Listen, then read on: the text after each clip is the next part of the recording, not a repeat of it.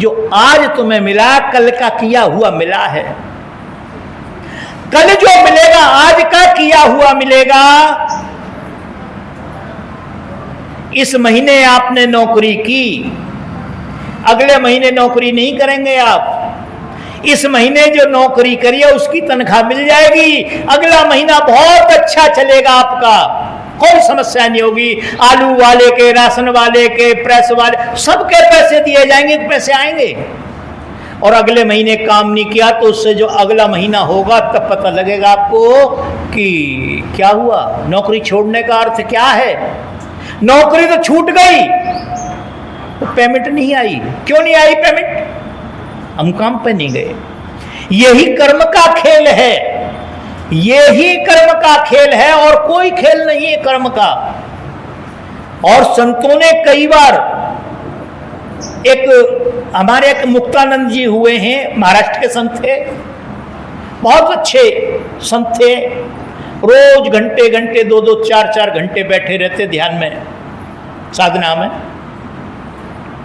एक दिन उनकी सूरत ऊपर चढ़ गई और वो क्या देखते हैं कि सबसे पहले उन्हें नरक जाना पड़ा। कहां जाना पड़ा? नरक जाना पड़ा। और जब नरक जाना पड़ा तो उन्होंने देखा कि वहां तो बड़ी भयंकर यातना दी जा रही हैं। ऐसे ऐसे कुंड भरे देखे उन्होंने, मलों से भरे हुए कुंड। किससे? मल से। मल तो समझते होंगे आप, मूत्र से, रक्त से, हड्डियों से, पीव से, जिसके अंदर उन सभी लोगों को डुबो रखा है, उन सभी जीवात्माओं को, उन सूक्ष्म आत्माओं को सबको डुबो रखा है। तो वो अपनी पुस्तक में लिखते हैं कि जब मैंने यह दृश्य देखा तो 15 दिन तक कहते हैं मुझे रोटी अच्छी नहीं लगी, भोजन अच्छा नहीं लगा। जब भी मैं भोजन करने बैठता था वही दृश्य मेरे सामने आ जाता था। क्यों? क्योंकि इतनी गंदगी थी जिसका हिसाब नहीं। कारण हम किसी बात को समझें ना समझें, मगर पहले से जो बातें आ रही हैं उनमें सत्यता है, हम समझ नहीं पाते। ठाकुर जी बिना तुलसी के भोग नहीं लगाते, ये बात सही है, नहीं लगाते। पर तुलसी कहां चाहिए ठाकुर जी को? मंदिर में, उन प्रतिमाओं के सामने नहीं। तुलसी के 2 पत्ते 4 पत्ते मुंह में डाल लो, 300 कुछ प्रकार की एलर्जी आपको नहीं होगी, आपकी बॉडी में एलर्जी नहीं होगी। तुलसी के अंदर ऐसा गुण है। ठाकुर जी के मंदिर में दीपक जरूर जलाना है और जलाना चाहिए। क्यों? ठाकुर जी तो स्वतः प्रकाश है, वो तो खुद प्रकाशमान है। तुम्हारी छोटी सी उससे क्या वो उसको प्रकाश हो जाएगा?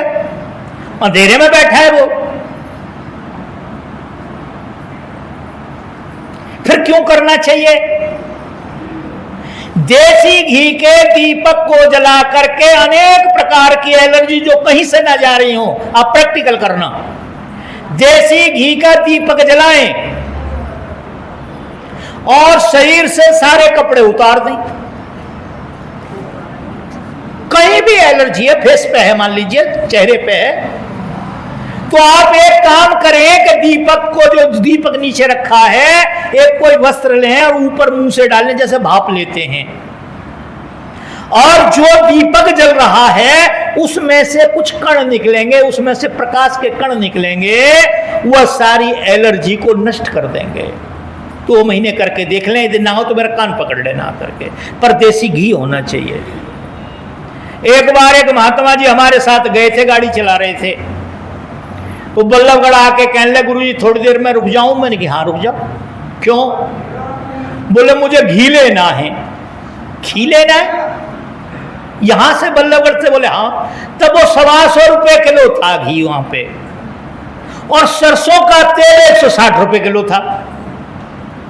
मैंने कहा यार ये 125 रुपए किलो का घी खाते हो? बोला नहीं, मां ने मंगाया है, मां ने मंगाया है। मैंने कही तुम मां को खिलाओगे इसको? बोले नहीं, वो मोहन राम की जोत जलाती है ना। मैंने कहा वाह भैया वाह, खुद खाते हो बढ़िया और मोहन राम को खिलाते हो घटिया, क्योंकि तुम्हें मालूम है कि वो खाता पीता नहीं है, उसके नाम से तुम खा जाते हो। ये देखो महात्मा जी बैठे हैं, ये पूछ लो इनसे। नहीं, मैं प्रमाणित बात करता हूं। हम नहीं समझ पाते वो अलग बात है, इसलिए हम उल्टे सीधे काम करने लगते हैं। अच्छा एक बात बताओ, शंकर जी को आप भगवान मानते हैं ना, परमेश्वर मानते हैं ना, परमात्मा मानते हैं ना, सबसे श्रेष्ठ आप मानते हैं ना? मानते हैं। जो सबसे श्रेष्ठ है, जो इस सृष्टि का कर्ता धर्ता है, क्या उसके ऊपर किसी का शासन हो सकता है? उसको किसी से भय हो सकता है? क्या कारण है? अज्ञान रूपी कथाएं बना बना करके ये दलाल टाइप के लोग, ये मक्कार टाइप के लोग आपसे पैसे ऐंठते हैं और आप पैसे इठवाते हैं। कैसी कैसी कथाएं बना दी हैं। पार्वती स्नान करने गई, उसने क्या किया? मैल उतारा, फूंक मार दी, गणेश पैदा हो गया। फूंक मार दी, गणेश पैदा। मैं गणेश जी नहीं कह पाऊंगा, मैं गणेश ही कहूंगा।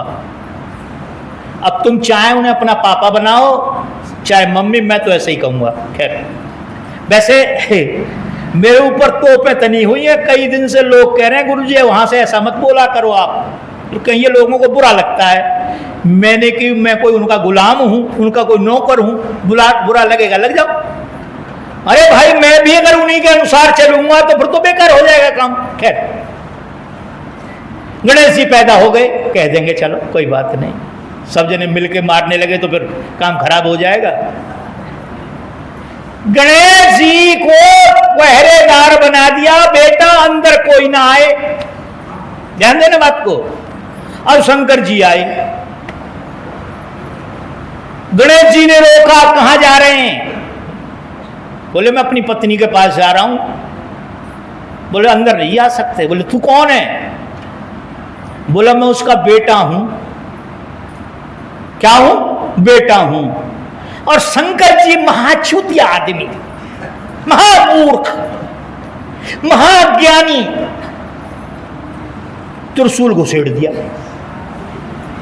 अच्छा भाई, तुम अपने घर पे जाओ 6 महीने बाद, और तुम 6 साल बाद तुम्हारा पोता पैदा हो जाए मान लीजिए, और वो रोकना चाहे, आपको नहीं जानता वो, तो आप उसे मार डालेंगे? मार डालेंगे ना? अरे मार डालेंगे नहीं डालेंगे? नहीं मारेंगे ना? यूं कहेंगे अच्छा तू अपनी मां को बुला के ला चल, अपने बाप, किसी को भी कहेंगे। शंकर जी इतने बड़े अज्ञानी, देखो कितने बड़ी अज्ञान की बातें हमारे दिमाग में भर दी हैं।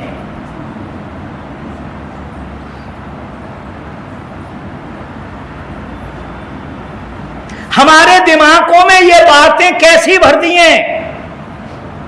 शंकर जी ने त्रिशूल मारा, और जब पार्वती को पता लगा तो पार्वती ने एकदम क्रोध आया, तीनों लोग हिलने लगे। ब्रह्मा विष्णु और ये सारे के सारे देवता इकट्ठे हुए हाथ जोड़ने लगे, देवी शांत हो जाओ। शांत तब होंगी मैं जब मेरे बच्चे को जिंदा करो। विष्णु जी भी इतने ही बड़े मूर्ख, उन्हें कि जाओ कोई मां अपने बेटे को पीठ दे के सो रही हो तो ले आओ उसका शीश काट के। वैसे ऐसा लगता है कि ऐसा हुआ होगा। मैं अपने आश्रम को खोल के लेटूंगा, क्या मैंने चोर को सर्टिफिकेट दे दिया कि तू चोरी कर ले जा? ये तो मेरी मर्जी है, मैं ताला लगा के सो ना सो। चोर तो ये नहीं कह सकता है कि आपने ताला खोल रखा था इसलिए मैं चोरी करने जा रहा हूं। भाई किसी ने अपना, वो तो उसका बेटा है, उसकी मां है, वो अपनी पीठ लगा के सोए, अपना पैर लगा के सोए, अपना सर लगा के सोए, अपने ऊपर लेटा के सोए बेटे को।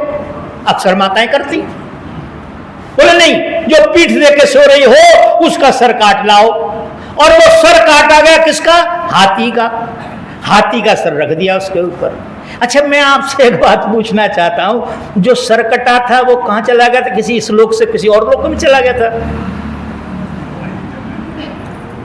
जो सर कटा था गणेश जी का, क्या उसी सर को नहीं ला के रखा जा सकता था? जब तीनों लोग हिलने लगे पार्वती के उससे, सारे देवता इकट्ठे हो गए, तो क्या ऐसा नहीं हो सकता था? अब मैं यही बात कहूं तो अभी आपको समस्या हो जाएगी। गुरुजी देवताओं को, देवियों को, अरे भाई मैं क्यों कहता हूं? मेरा क्या मतलब है? मेरी कोई जाति लड़ाई है उनसे? मैं सिर्फ समझाने, संत केवल समझाने के लिए कहते हैं कि इन बातों से जागो। मूर्ति तुमने घर में रख ली, मंदिर में मूर्ति रख ली, मूर्ति क्या है? या किसी पाषाण की है, पाषाण कहते हैं पत्थर, या किसी धातु की है, ले आए हम पैसे से। क्यों ले आए? मंदिर में रख ली, हम मंदिर में रोज नहीं जा सकते।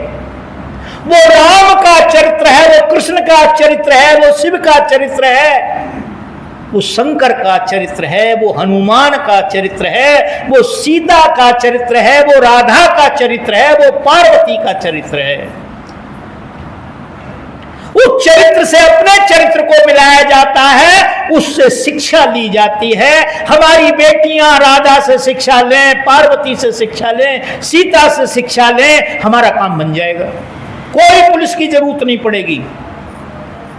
आज देखो शादी होती है, बाद में तलाक की अर्जी पहले लग जाती है। क्या कारण है? यही कारण है कि हम सीताओं को चरित्र देना भूल गए हैं, राधा का चरित्र देना भूल गए, पार्वती का चरित्र देना भूल गए हैं। उन्हें वो शिक्षा नहीं देते। किनको? बेटियों को। जब चित्रकूट के ऊपर, चित्रकूट जब वो राजा जनक गए, राजा जनक चित्रकूट गए तो सबके टेंट लगे हुए थे। पहले सब चीजें सबके लिए होती थी, वो विशेष लोगों के लिए होती थी। पहले राजा महाराजाओं के, सेठ साहूकारों के लिए सब कुछ होता था, आम आदमी के लिए कुछ नहीं होता था। आज इतना फर्क पड़ गया कि आम आदमी के लिए सब कुछ होता है। ये जो टू व्हीलर है, टू व्हीलर, यह भी किसी मंत्री से लिखवाना पड़ता था, गैस के सिलेंडर के लिए लिखवाना पड़ता था, तब जाके मिलता था। ये ऐसा नहीं कि ऐसे मिल जाता था। कारण क्योंकि उतना प्रोडक्शन नहीं होता था जितनी डिमांड थी। खैर, तो उन्होंने सीता को बुलाया अपने उसमें टेंट में। सीता गई, आभूषण कोई नहीं था, और जाके निगाह नीचे करके खड़ी हो गई। और जब निगाह नीचे करके खड़ी हो गई, राजा जनक के मुख से निकला, हे पुत्री, जब तक सूर्य में तेज रहे, चंद्रमा में शीतलता रहे, समुद्र में जल रहे, अग्नि में तेज रहे, और जल के अंदर शीलता रहे, तब तक तुम्हारा सुहाग बना रहे। क्या हो? तब तक तुम्हारा सुहाग बना रहे। क्यों? कि हे पुत्री, पुत्र पवित्र कीन कुल दोहु। हे पुत्र, आपने दोनों कुलों को पवित्र कर दिया। क्या कर दिया? पवित्र कर दिया। किसको?